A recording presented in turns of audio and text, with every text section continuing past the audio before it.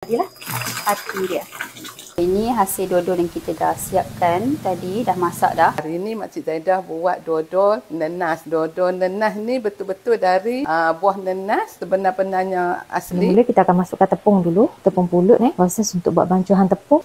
Tepung, kemudian kita gaulkan dengan air. Sekarang ni tepung yang tadi kita dah kacau, sekarang kita akan tapiskan dia lah. Lepas adunan tadi dah memekat, tutup api dan kita tambah air. Sekarang kita masukkan santan segar.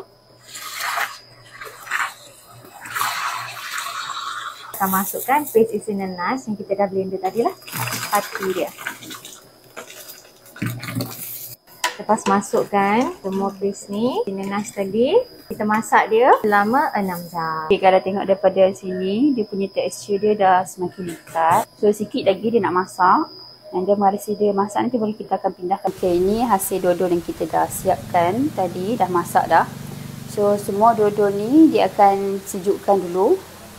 Biar dalam 6 ke 8 jam ataupun semalaman lah, and then keesokannya baru kita boleh pack. Selain tu kita ada juga 4 jenis perasa dalam dodol.